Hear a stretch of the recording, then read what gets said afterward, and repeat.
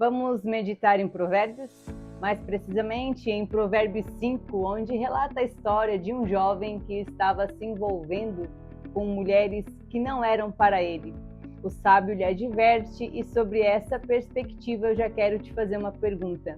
Talvez o seu problema não seja um envolvimento amoroso com alguém que não é para você, mas com quem você tem prostituído a sua fé? Qual adultério você tem cometido em relação à palavra do Senhor e a todos os mandamentos que Ele nos deixou, que tem tirado o seu olhar daquilo que realmente importa? Mais especificamente, Provérbios 5:11 diz: no fim de sua vida você ficará gemendo quando a sua carne e o seu corpo se consumirem. Então, esse é um alerta que o sábio faz para esse jovem que estava buscando prazeres aonde não era para ele estar. Em que momento da sua vida você deixou de olhar para Cristo, que é o autor e consumador da nossa fé, para se distrair com prazeres efêmeros e passageiros que vão apenas te roubar da presença do Senhor? Em que momento você esqueceu que tudo isso é passageiro e que há um fim para as coisas e que nesse fim só haverá dois caminhos? E esses caminhos são escolhidos e escritos hoje na vida que eu levo, na forma como eu me comporto.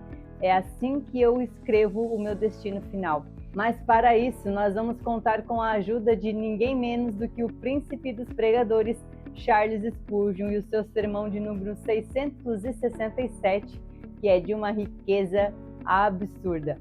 Tem algo nesse versículo de Provérbios 5:11 sobre o fim das coisas, aonde ele diz que quando tudo se acabar, você, se continuar agindo como este jovem tolo, você terá um fim amargo. Aqui no texto, o jovem ele está buscando a promiscuidade, mas trazendo para os dias de hoje, então, né? Quais prazeres efêmeros têm roubado a sua atenção plena em Jesus? Quais prazeres têm te distraído do caminho? E por que motivo você tem se inclinado a esse prazer? Por ver o jovem se perder, aqui na história de Provérbios, o sábio vai fazer um alerta e vai fazer uma sugestão, isso sob perspectiva de Charles Spurgeon, de trazer uma luz chamada de No Fim. O nome dessa luz, então, seria No Fim. E sobre essa luz, a gente vai passar a analisar as atitudes desse jovem, as suas atitudes e as minhas atitudes nos dias de hoje. E o que esse sermão sugere é que nós possamos iluminar as nossas escolhas com essa luz chamada de no fim das coisas, para que possamos ver que tipo de atitude estamos tendo e que tipo de fim colheremos. A morte está no fim.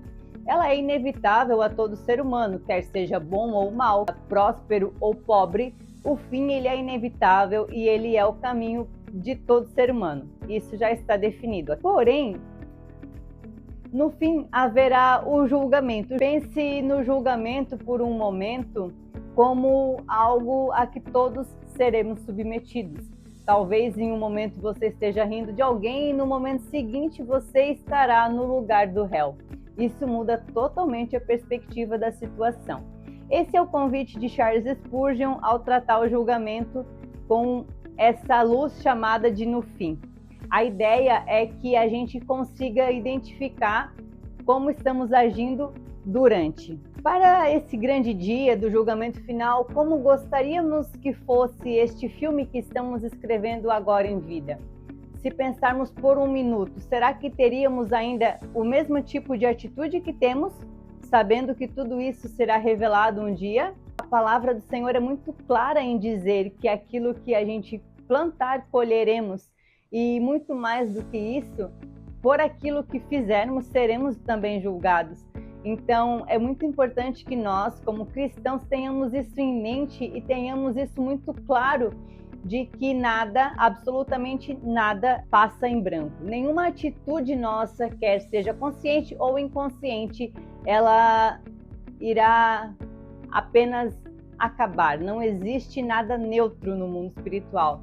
Toda atitude vai ser contabilizada um dia, quer ela seja boa ou ruim. Eu quero ler um trecho do livro para que você entenda o contexto da história. O sábio viu o jovem se perdendo na casa da mulher estranha. Ele sabia que a casa parecia completamente diferente do que realmente era e desejou lançar uma luz sobre ela para que o jovem não pecasse no escuro, mas pudesse entender a natureza de seus atos. E é isso então que essa luz que ele chama de o fim vai fazer o jovem enxergar. A palavra do Senhor é essa luz para a nossa vida. A palavra do Senhor é que clareia todos aqueles cantinhos escuros que nós mantemos ali como um pecadinho de estimação, mas que enquanto estamos aqui nessa vida temos a oportunidade de, à luz da palavra, trazer luz, trazer verdade, trazer arrependimento para esses lugares, para que no grande dia nós não estejamos do lado esquerdo deste julgamento. Você já vai entender o porquê. Após a morte, o julgamento. Quando morremos, não apenas morremos. Quando um homem morre, ele viverá novamente? Sim, ele viverá, pois o seu espírito não morre. Deus nos fez seres tão estranhos e maravilhosos, com esperanças tão amplas e aspirações tão distantes, que não é possível que morramos e nos tornemos extintos. Então aqui Spurgeon deixa claro que após a nossa morte física, haverá esse momento em que o Senhor irá nos julgar e nos pesar numa balança para que possamos então ter o nosso destino final decretado. Em outro trecho, ele vai dizer: não é fácil ficar no tribunal da opinião pública e receber o veredito da condenação. Mas o que será ficar no tribunal de Deus, que é maior que tudo, e receber dele a sentença de condenação? Deus nos livre disso. Nos últimos dias, vimos muitos cristãos preocupados com as atitudes dos ímpios no carnaval e nos posicionamentos deles, mas será que nós, como igreja, temos feito o trabalho que é nosso, de alertá-los, de lembrá-los qual será o fim deles, se essa continuar sendo a sua prática?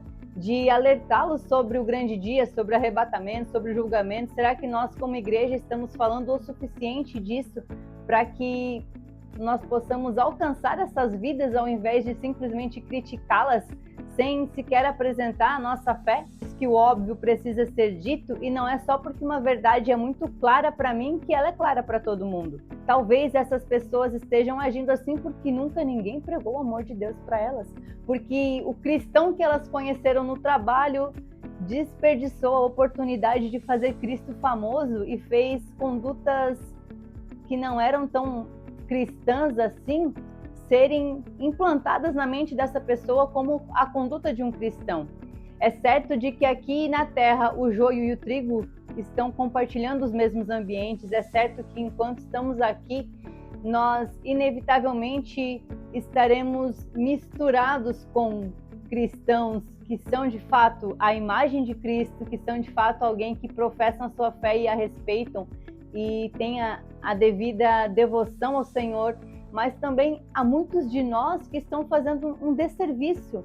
E será que essas pessoas não estão agindo assim porque elas tiveram contato com esse tipo de cristão? Nós já paramos para pensar que talvez falte no mundo um pouco de responsabilidade genuína do povo de Deus? Neste sermão, Spurgeon ainda menciona que haverá a separação de um lado esquerdo e direito e que quem estiver do lado esquerdo ouvirá: apartai-vos de mim, malditos, para o fogo eterno.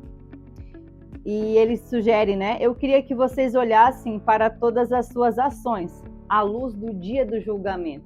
Então que a gente possa hoje parar e refletir: as minhas ações, as minhas atitudes, os meus desejos, as minhas vontades, elas têm proclamado o reino de Deus ou têm sido apenas pautada no meu coração? E a palavra já diz que o coração é enganoso.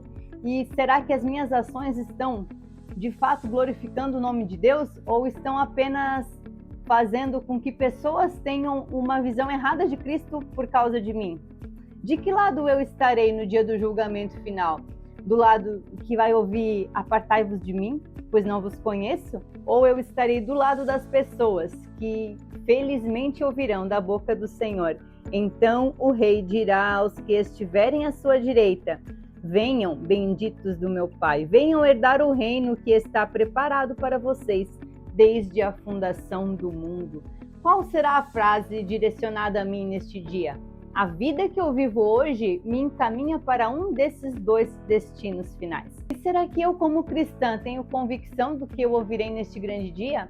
Ou será que eu estou vivendo a vida tão focada em me satisfazer, em satisfazer os desejos da minha carne, os desejos do meu coração, em ser feliz no processo, que eu tenho me esquecido que seguir a Cristo é negar a mim mesma e fazer o que Ele impõe sobre a minha vida, sobre a minha conduta?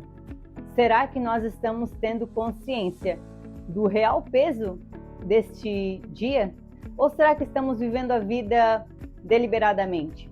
Hoje eu te convido a fazer uma oração de um arrependimento genuíno, de pedir para que o Senhor traga à luz aquilo que na tua vida pode estar meio escuro e precisando de uma correção do Senhor, aquilo que você precisa organizar e ajustar diante de Deus, que você não deixe para amanhã, que você não negligencie mais, que você não esconda a sujeira debaixo do tapete, mas que você convide o Espírito Santo a te capacitar a olhar para essas áreas da sua vida que você precisa corrigir e resolvê-las uma por uma, para que no grande dia, quando chegarmos lá diante desse julgamento, nós não fiquemos do lado daqueles que ouvirão essa frase tão dura, essas palavras tão amargas que nos lançarão num fogo eterno, mas que nós estejamos, sim, do lado daqueles que serão bem-vindos ao reino eterno. E que nós possamos ser alcançados pela graça do Senhor, que nos purifica de todo o pecado. A graça, ela veio sim para nos purificar, a salvação é alcançada através da graça, mas a graça, ela não nos isenta das responsabilidades que cabem a nós. O tema de hoje, ele é um pouco mais introspectivo, para que você realmente faça essa autoanálise e, como diz a palavra, examine-se o homem a si mesmo, que você possa fazer então essa leitura de como tem sido o seu proceder e se precisa corrigir algo, se você precisa entregar algo ao Senhor, faça isso enquanto há tempo, faça isso hoje e viva a vida que o Senhor preparou para você na sua integridade. Não deixe para amanhã aquilo que precisa ser corrigido hoje. Se este vídeo de alguma forma alcançou o seu coração, compartilha com alguém que também precisa ouvir esta verdade. Curte o vídeo, se inscreve no canal e que o Senhor abençoe o seu final de semana. Fiquem todos com Deus.